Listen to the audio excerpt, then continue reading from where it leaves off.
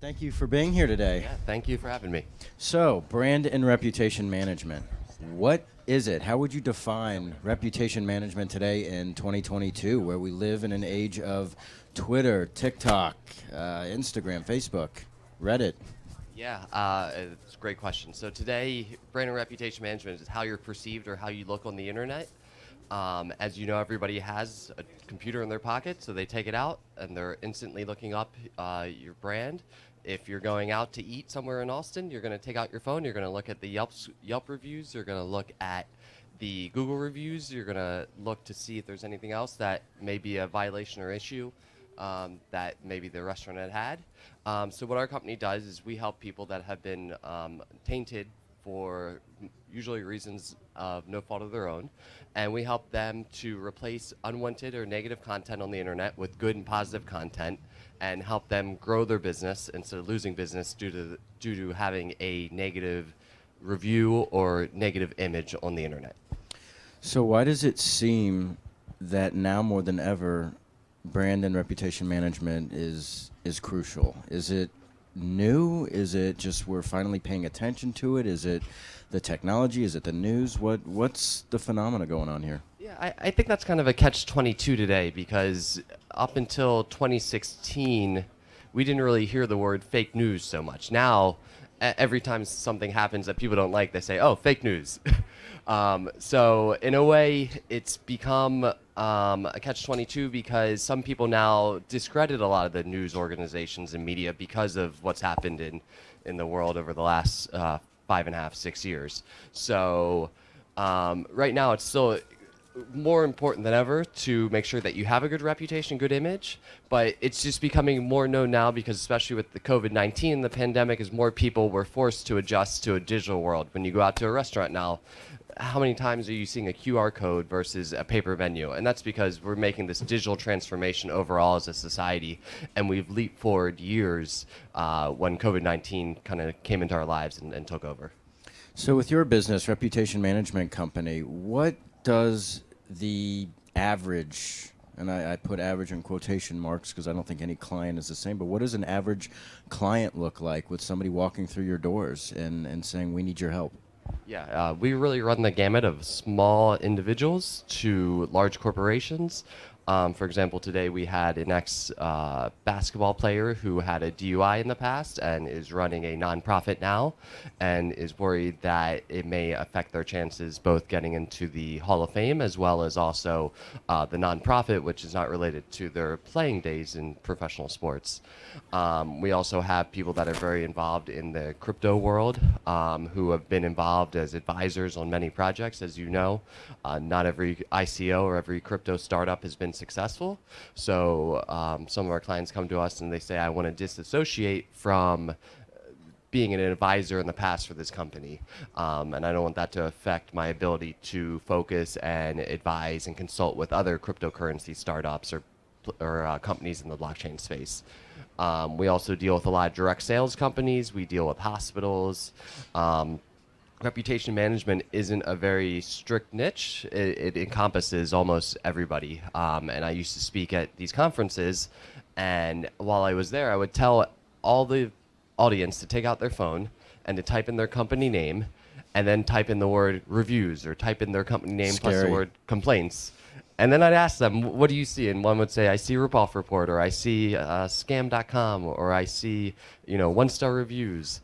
And then I go through different processes and ways in which they can improve their reputation. They can change some of the negative habits that maybe their salespeople had enrolled in to get them to the point where they had negative reviews. So we also help with consulting and ensuring that companies can reverse negative content online and improve their reputation so they don't have to worry about negative reviews and issues moving forward as much. And shifting into the legal a little bit, myself, I'm a practicing attorney, 5 years now, and I dabble in the internet and cyber law space and regularly work with clients from different industries who, as you mentioned, may have unfavorable articles, listings, and I believe your group also works with a variety of lawyers as well. Is that correct? Yeah, we have a really strong network of attorneys that come to us because They call us, if anybody knows the show Ray Donovan, they call us kind of the Ray Donovan of the internet. We're fixers, and we find creative ways to solve problems online. But we have a strong network of attorneys, as well as public relation firms that come to us just because we're really passionate about what we do, and we have a saying at our meetings where we generate ideas of how to solve problems, and we say that bad ideas are good ideas are great, no ideas are horrible. And we do that because we want people to be creative and think outside the box and have that mentality. Is there a common scenario or a more prevalent factual scenario of, hey, we need your help, our company is being portrayed in this particular light? Is there a particular set of circumstances that you see more regularly than others, or does it really just, as most lawyers say, depends on the scenario? It really depends on the scenario, but I'll give an example that we deal with a lot of healthcare places and treatment centers, and a lot of those are seeing issues just because of the type of clientele that they deal with. And there's a lot of companies that, while they may not be doing something that's wrong, but it might be perceived to be wrong just because they're not doing a great job of educating their clients up front on how the process works or how healthcare should work and things like that. And sometimes the things are completely out of the control of the business. And those are the jobs that we're really passionate about, finding solutions and ways to help them get better with their clients. And surveys are another thing that we recommend, because if you flew here recently, you're going to end up getting an email from Delta, from American Airlines, say, how was your flight? Rate your flight. If you had a bad flight, you want to express that to the airline, but also you'd like to have somebody that you can gripe to, that you can complain to. And a lot of people want to be heard. So that's one of the solutions that we really like advising to our clients, is give people a voice to tell you what's wrong, let them be heard, and then you also have a way to know what your problems are and a way to solve them. And this isn't an easy thing for you and your company to do on a daily basis. Certainly there's challenges and uphill battles. What are some of the challenges that you have faced in your experience helping clients? Yeah, there's always new challenges, always coming up with creative solutions. There were sites that were deemed to be exploitive sites, meaning that they took practices where the only way to delete something from there was for us to go and pay them money to remove it. So that created a problem, because we hate having to tell clients, look, we can get this removed and deleted for you, but we have to go straight to the webmaster and pay them money. So what's actually happened now is Google has started a removal for certain search terms related to that person's name. So we can then make a submission to Google, say this site enrolls in these practices, where the only way to remove is that we pay them. And now Google will make it, when you type in their name, that search result will not appear anymore in search results. And one of the legal doctrines that comes into play a lot of times is the DMCA, or the Digital Millennium Copyright Act. How often are you coming across the DMCA provisions, takedown provisions? Is that something you encounter on a regular basis?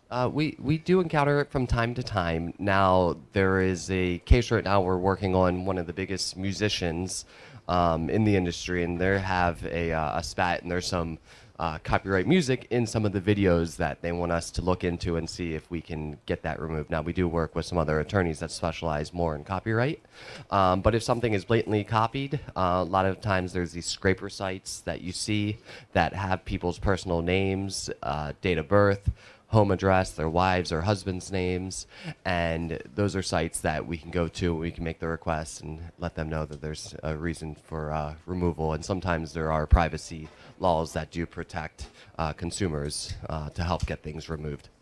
And what are some of the biggest misnomers and efforts of debunking reputation management, or maybe some things that are just plain wrong that you've heard former clients say, prospective clients, and even current clients say about this space? What myths have you heard that maybe you would want to correct for those looking at these types of services? Yeah, I think one of the biggest myths is that this is an easy solution. Reputation management, think of it as a very intense public relations campaign where we may have to be making 10 different websites and then we have to optimize and rank 10 different websites on page one. We may also have to do press releases, editorial news content, social media profile registration. A lot of times they think it's very easy. I had a famous actor who said, "Oh, this is easy. I can do it for less." And sure enough, years later, his negatives are still online for him. So I think the biggest misnomer is that it's an easy job and that it's cheap to do. Everything from creating high quality content to programming and making websites to finding good high quality placements that we can get our clients featured in, all take time and money and effort. And then removing things too, for the most part, are not super easy. And that's the other thing. People think just because it's posted, can we just remove it? Or somebody says, look, there's 10 bad articles online. If you do 10 good articles, shouldn't that fix it? I said, well, if the New York Times does a bad article on you, and then we get you featured in a much smaller publication, it's going to be a lot harder to fix. So what does a process look like for you when a client comes through your doors? To kind of elaborate from an earlier question, what consistent steps or what steps do you usually take or typically take when you start the process, when you start the client engagement of, okay, we're here, now what? Sure. So we always look at what their negatives are online or what the issues are and perceived issues, and then we want to go through with the client and know what their goals are. It's important that we always align their success with our success, because if we're not successful, then they're not successful with the campaign. So we'll go through and we'll see what articles or what content is negative online, and then we go through and we map out the best way to fix it, whether it's creating five different websites that are optimized for a specific keyword. One little trick I'll give to the audience today is there's certain rules in Google's algorithm. One is called host crowding. Host crowding means that Google only shows up to 2 root URLs for any given search query. So if we have a client who has a negative Twitter comment on social media, we know that if we can get 2 positive Twitter comments indexed, that will then flush out the negative Twitter comments. Interesting. That's interesting. Yeah. So like I've mentioned about having good ideas, it's coming up with creative solutions like that to figure out loopholes and ways to solve people's issues. And a lot of times we end up with clients who have tried this before. They worked with a company overseas and they weren't able to get their problem resolved. And that's where we brainstorm and come up with creative ideas and solutions to fix their issues. How do issues such as online trolling, bullying, and the plethora of defamation that arguably comes about from these conversations, how does that play into this landscape and what you do? And does it make your job easier, harder, or how does that work? Cyberbullying is a huge issue, and unfortunately, it's not being discussed and worked on as much as it might be portrayed by some media heads. I've even connected with some people who run cyberbullying advocacy groups, and even getting responses from them have been really difficult. So it's sad, but cyberbullying is a huge issue, especially for teens and adolescents. I would love to see more support out there for ways to solve issues for them. Things we can do if somebody has, for example, stolen a Twitter profile and registered it with a client's name, which has happened. We go and we work with Twitter to try and get that profile taken down or removed. But even that process is not easy. Twitter's not fast to respond. And if it was a crisis for an adolescent, by the time Twitter gets back to us and resolves the issue, sometimes we fear that it might be too late. So that's one issue that I would love to see more proactive help from the government and other advocacy groups of cyberbullying, because it is a gigantic issue. And here at Grit Daily House at South by Southwest, we have a number of attendees and individuals who've come through and are here today that are part of the media, that are entrepreneurs and executives in their own right. And their names are out there. All of our names are out there in some capacity. We're all here. What tips or pieces of advice would you suggest to folks here on being proactive in their own right with respect to their company, their name and likeness? What questions should they be asking about themselves or about their brand to maybe determine if there is a fit to bring a reputation management service on board? Because you don't always have to just have one after something happens, right? It's always, in my opinion, good to have somebody part of your team, and then when something happens, then you act. What pieces of advice do you have? Yeah, I think it's really important to be proactive. Unfortunately, 99% of the cases we work with, everybody is reactive after something negative has happened. And journalists are really under attack right now. It's been a rough few years for journalists, especially the whole fake news agenda pushes. And it's unfortunately, I don't know if you saw the headline today. There was an ex-New York Times journalist that was in Kiev, or in Ukraine, and Right. unfortunately, it passed away, and it's a scary job. So for journalists, I would always recommend that they register as many of their social profile names. There are services like ours that can go out and do it, or if they have time. But that's important to register whatever your name is on Facebook, Pinterest, LinkedIn, all the different social media channels and different Web 2.0 platforms, just because you don't want somebody to come out there and then create a website attacking you, and then doing that because you covered them in a news story that they didn't like. Journalists have a very important job to do, and to share and warn the public if there's something detrimental to society out there, and they risk. It's a risky job, and so we recommend that they would register their social profiles, and then of course create content that is appropriate around their name. Medium.com is a great platform that you can share information and stories and advice on. And then again, registering all your social profiles so it's not picked up by a cyberbully.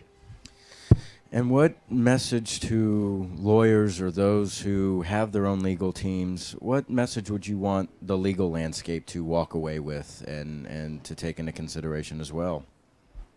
Ideally, I'd love the lawyers to come to us and say, let us solve the problems. But there's a lot of times where lawyers are really good in their specific capacities, and then they come to us and say, I have a client, we got their DUI dismissed, but unfortunately their mugshot is still on 7 different websites.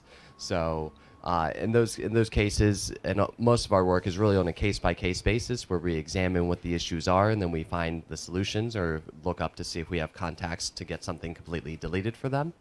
But it's important also for lawyers to, if they're dealing with the media, to always consult or work with a PR specialist to make sure that they're not overstepping their boundaries, or they're saying something that may be detrimental to their client.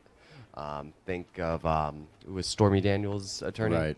and he was always in the media and almost causing more problems for his clients, as opposed to focusing on his clients versus himself and his persona. Very much so. And I'm not sure where we are on time, but I would love to open the floor to any questions that anybody may have about this, about online reputation management. Have you had friends that have had issues like this? How do they handle deepfake technology and AI? That is a great. His question was how to handle deepfake and AI technology. There's 2 sides of it. Some of it is for us, where we have clients and we say, hey, we might need to make 20 different videos for you and get those out as fast as possible. For us to go to a client and either film them or wait for them to give us film might take a really long time. But if we say, look, if we have your visuals, we have your face, we have your permission, we can start creating videos on your behalf and get those flooded out there. But as far as deepfake technology, it's going to be a big problem, and the best way that we have discussed fixing it would be finding copyright claims that it's not the actual person, and then making those claims to Google and letting Google remove that sort of content. Is that something the blockchain could assist with, like as far as like metadata and policy IDs through tokens to verify that, because the technology, like you described, is important. It helps your clients scale content, but the way to ensure which one is real, which one is fake. Is that something that you guys are looking at? I love the idea. It's not something specifically that we've discussed using blockchain technology to tie that in, but we definitely work with a lot of people big in the crypto space, and we're always discussing creative ideas and ways to integrate blockchain. The thing is, with blockchain, we'd have to have a way to have the video and then have the hash to line up with the video or the content as proof of identification. So it is another layer to add into the process, but I believe that would work. we have a few clients, one that is launching a big crypto startup and had an issue that happened years ago, and we're fixing up some of the content online for him. And he's a perfect example of a client would say, I would love to be able to integrate some of my startup and blockchain technology into the content and stuff that we're doing. And what's interesting about the blockchain, not to go too deep into this, is making sure you preserve the balance of an individual's right to privacy, but also the ability to remove that public documentation of whatever the instance or the incident may be. And I think it's a careful balance of trying not to force blockchain into a scenario that it may or may not be ready yet. I don't know if you agree on that or not, but Yeah, so blockchain is really important, especially for reputation purposes, and in essence, and explaining to people that you can validate and then you can have reviews posted and that it'll be immutable. So in that respect, I could see blockchain really being innovative in the space. And then I think data and data privacy is actually one of the biggest future businesses and opportunities for entrepreneurs and people out there, and something that I'm looking deeply into right now. And for those who aren't aware, California, I think 2-3 years ago, 2018, I believe, finally came out with. Right, and so California has its Consumer Privacy Act, or the CCPA, which is the United States' first official legal privacy framework that is probably the closest thing to GDPR out in Europe. Very strict, very harsh, and then you mentioned another act as well. Yeah, there's CPRA, which starts next year. Colorado has one. Virginia has one. Utah is actually deciding to vote on one right now. And privacy is definitely going to be the biggest thing of how you use data, people's data, what you can do with it. And in cases for reputation management, we can sometimes go and say, are you misusing our client's data, and help them in certain cases to get that personal data removed or fixed and erased and scrubbed from the internet. It ensures a level of accountability. Would you agree with that? Yeah, definitely. And I think it's important. It's moving in the right direction, especially after the Cambridge Analytica scandal and the Brexit scandal. People really woke up to how their data is being used. And we went from loving social media, loving Facebook, to saying, Facebook's the enemy and, the root of all of our problems in society. Very much so. Any other questions? Yes.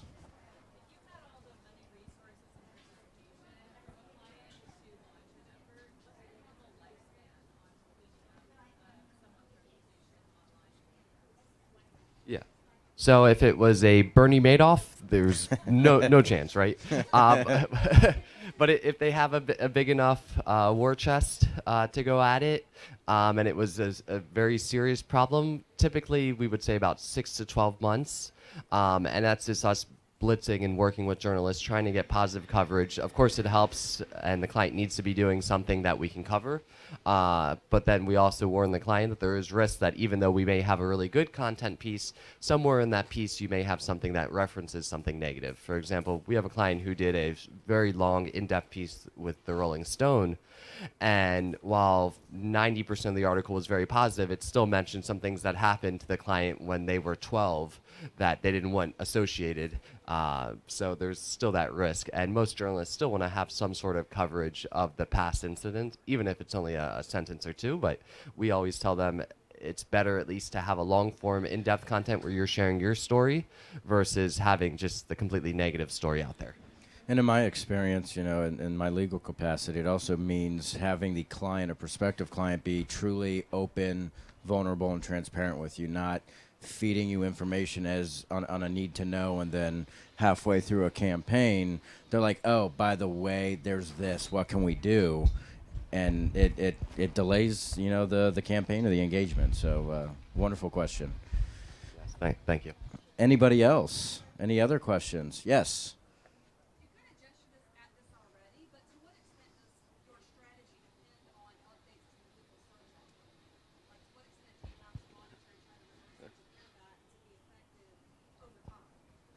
I'm glad you asked that because I just am dealing with that right now with a client where we have a solution where we can completely change and fix Google autocomplete. So when Google autocomplete drops down, we have a client who was associated with a bank, offshore bank from years ago, and didn't want that association anymore. So we were able to what we used to do is we had a way where we would influence and create new searches, so we would get different search words to show up. And while we did that, the client was still typing in, and when he typed in BAN, and I was like, well, of course you're doing that. So again, we had to come up with a creative solution to end up blacklisting the negative or the keyword he didn't want associated. So it was blacklisted for about 5 months, and then Google said, okay, we're unblacklisting this keyword now. And the client comes back and says, hey, this is here. And I said, well, if you buy a car, do you expect free gas for life? Do you expect free maintenance for life? So Google's always updating and making changes. There's 2,000 changes plus they do a month now. Some are very small tweaks and just local searches. Some are global or national changes to its algorithm, and it's important that we always stay on top of it and are creating new content, new changes. So unless we completely delete something, I usually tell a client you're not 100% in the clear. It'll still be out there. And that's just unfortunate. There's not really much more you can do beyond it besides just being proactive. And then we also give the clients logins and the resources to, if they want to create more content on their own and be their own writer, that they can do so as well. Good question. Great question. All right. Well, for saving time, let's go ahead and conclude. But Richard, thank you so much for having your me. time. Thank you, everybody, for taking the time to listen.